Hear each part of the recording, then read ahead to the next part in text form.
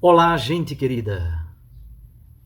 Hoje é dia 17 de outubro, 29º domingo do tempo comum. Nós estamos lendo o Evangelho de Marcos neste ano B da liturgia. E hoje temos o texto logo depois do terceiro anúncio da paixão. Marcos 10, de 35 a 45. Naquele tempo, Tiago e João, filhos de Zebedeu, foram a Jesus e lhe disseram: Mestre, queremos que faças por nós o que vamos pedir. Jesus perguntou: O que quereis que eu vos faça? Eles responderam: Deixa-nos sentar, um à tua direita e outro à tua esquerda, quando estiveres na tua glória. Jesus então lhes disse: Vós não sabeis o que pedis. Por acaso podeis beber o cálice que eu vou beber? Podeis ser batizados com o batismo com que eu vou ser batizado? Eles responderam: Podemos. E Jesus lhes disse: Vós bebereis o cálice que eu devo beber, e sereis batizados com o batismo com que eu serei batizado. Mas não depende de mim conceder o lugar à minha direita ou à minha esquerda. É para aqueles a quem foi reservado. Quando os outros 10 discípulos ouviram isso, indignaram-se com Tiago e João. Jesus os chamou e disse: Vós sabeis que os chefes das nações as oprimem e os grandes as tiranizam. Mas entre vós não deve ser assim. Quem quiser ser grande, seja vosso servo. E quem quiser ser o primeiro, seja o escravo de todos. Porque o Filho do Homem não veio para ser servido, mas para servir e para dar a sua vida como resgate para muitos. Palavra da salvação. Glória a vós, Senhor. Minhas irmãs e meus irmãos, os textos desse 29º domingo do tempo comum nos ajudam a compreender que os pensamentos de Deus, a lógica de Deus, verdadeiramente não é a nossa. Os pensamentos de Deus são muito diferentes dos pensamentos humanos. Deus nos oferece o seu próprio Filho, e Jesus Cristo livremente entrega-se pela vida da humanidade. Jesus indica outra lógica de poder. O maior deve tornar-se servo de todos. Assim, age também Jesus Cristo como servo do Senhor, como Filho do homem, como sumo sacerdote misericordioso. Além disso, em todo o mundo, hoje, em cada diocese, os bispos estão abrindo o caminho sinodal a pedido do Papa Francisco. No domingo passado, dia 10, o Papa Francisco fez a abertura do sínodo em Roma. O sínodo acontecerá em outubro de 2023. O seu tema é Por uma Igreja Sinodal, Comunhão, Participação e Missão. Demos uma olhadinha agora, mais de perto, nas leituras que a liturgia nos oferece. A primeira leitura, de Isaías 52, é um trecho do 4º canto do servo sofredor.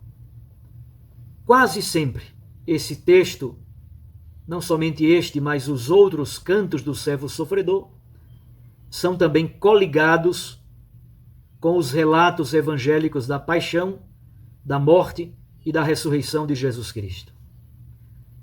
A origem deste servo não se conhece. Sua genealogia, ninguém tem notícia. São plenamente desconhecidas. É um homem das dores, marcado pelo sofrimento. Convive no mundo, mas é desprezado pelo mundo. E o mundo interpreta o seu sofrimento como se fosse um castigo de Deus. Sua morte, contudo, não é o fim definitivo. Bem ao contrário. Sua vida foi oferecida livremente em expiação vicária, exatamente porque ele carrega sobre si os pecados e as dores de toda a humanidade. E ele nos justifica, ele torna justos os homens que são pecadores. Por isso mesmo, ele terá uma descendência duradoura, cumprirá plenamente a vontade do Senhor e experimentará a luz e o conhecimento perfeito. Como se percebe, aqui encontramos elementos importantes para a teologia da morte expiatória de Cristo e também para a sua ressurreição. Coliguemos então esse texto de Isaías com o texto do Santo Evangelho de hoje, Marcos 10, de 35 a 45. O trecho do Santo Evangelho vem imediatamente depois do terceiro anúncio da paixão no Evangelho de Marcos. No Evangelho de Marcos, o anúncio é da paixão, da morte e da ressurreição. Percebe-se então que Jesus une a dimensão do servo sofredor, de Isaías, com a dimensão do Filho do Homem, de Daniel capítulo 7. Assim podemos dizer, no Evangelho de Marcos, descobrindo a identidade de Jesus, o discípulo descobre a sua verdadeira identidade. Como sabemos, no Evangelho de Marcos, até este momento, os discípulos ainda não podem compreender praticamente nada do mistério que Jesus anuncia. Jesus está subindo para Jerusalém. Essa é a terceira vez em que Jesus fala de sua oblação plena, da sua entrega pela vida do mundo. Tiago e João, contudo, estão brigando pelos primeiros lugares. Eles se baseiam numa lógica de um messianismo triunfalista, de um messianismo de poder, o que terá como consequência na história da igreja o carreirismo e o desejo de grandeza. Jesus oferece à igreja um messianismo de imolação. Imolação de si mesmo. Ele se imola, ele se entrega. Este é o cálice que Jesus oferece a quem quiser segui-lo. Este é o batismo de sangue, no qual Jesus e também os seguidores de Jesus serão batizados. João e Tiago falam da glória de Cristo, mas eles não supõem a passagem pela vergonha da cruz.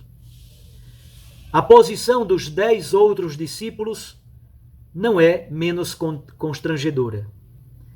Eles ficam indignados com João e Tiago. João e Tiago são 2 ambiciosos, mas os outros 10 são 10 enraivados e indignados.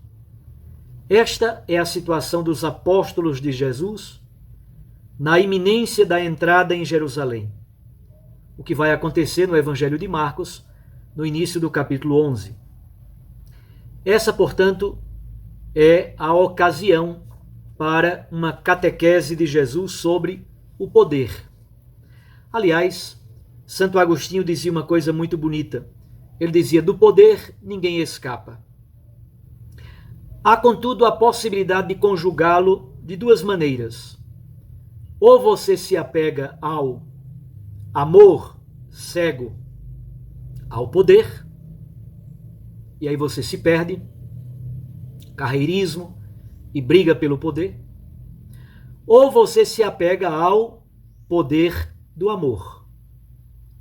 E o nome disso é oblação, imolação de si, a entrega da vida pelos outros. Tomar o cálice que Jesus tomou. Jesus então dá um exemplo. Os chefes das nações, com raras exceções, as oprimem, exploram e as tiranizam. Entre nós cristãos, devemos fundamentar-nos na diaconia. Quem quiser ser grande deve tornar-se o servo de todos. Quem quiser ser o primeiro deve tornar-se o escravo de todos. Jesus veio para servir, não para ser servido. Ele veio para doar a vida em resgate, em libertação, por muitos que vivem na escravidão. À luz dos critérios humanos, Jesus Cristo, o Messias sofredor e crucificado, ele seria um grande fracassado, à luz dos critérios humanos. Ele seria um abandonado por Deus, desprezado pelos homens, castigado. Contudo, o que percebemos no texto do Santo Evangelho? Que Jesus realiza o verdadeiro culto espiritual e existencial por excelência, doando a sua vida na cruz. Esta é a verdadeira liturgia. Este é o verdadeiro culto, um culto existencial. Na ressurreição, Deus garante a verdade e a autenticidade do seu servo, do seu Filho, Jesus Cristo, nosso Senhor.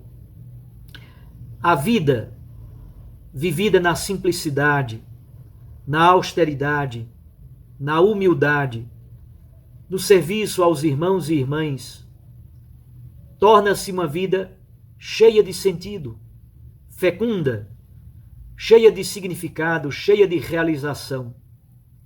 É isso que produz uma sociedade do amor, da tolerância, do respeito, uma sociedade do bem viver, uma sociedade da esperança, da justiça e da paz, uma sociedade da alegria messiânica que tanto desejamos.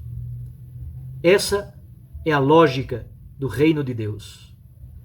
Bem ao contrário daquilo que imagina uma sociedade marcada pelo privilégio, pelo mérito, pelo desejo opulento de bens materiais e de poder. Mas olhemos agora, finalmente, o texto da carta aos Hebreus. O texto da carta aos Hebreus, deste capítulo 4, proposto na liturgia de hoje, nos diz que a entrega de Jesus na cruz tem um caráter sacrificial, tem um caráter litúrgico, expiatório. Isso está vinculado diretamente ao culto, ao chamado culto espiritual e existencial. Jesus Cristo é o verdadeiro sumo sacerdote, um sumo sacerdote eminente, que já não entra mais no santuário com o sangue de bodes e cordeiros, mas com a sua própria vida, com o seu próprio sangue. Jesus Cristo é o homem livre por excelência. Aqui está o grande paradoxo. Jesus, o homem livre, se faz escravo, para que os escravos se tornem livres. Ele é o sumo sacerdote misericordioso, capaz de compadecer-se das fraquezas da humanidade, das fraquezas dos seus irmãos. É por isso que nós podemos nos aproximar do trono da graça, porque Jesus é o sacerdote misericordioso. Aproximando-nos do trono da graça, nós também alcançamos o perdão, a reconciliação, a misericórdia, a graça e a paz. Como diz o salmista no Salmo responsorial de hoje, Senhor, venha, Senhor, sobre nós a vossa graça, pois em vós nós esperamos. É neste sumo sacerdote misericordioso que nós esperamos. E assim descobrimos a nossa identidade.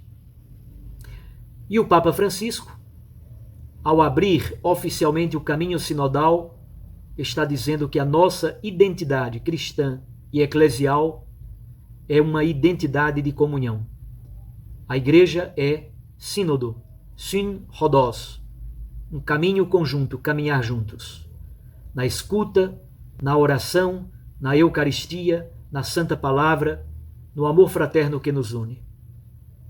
O Santo Padre, o Papa Francisco, propõe então para a Igreja, no mundo inteiro, um grande processo sinodal, especialmente marcado por aquilo que o Papa chama a verdadeira escuta. Não uma pseudo-escuta, mas uma escuta verdadeira.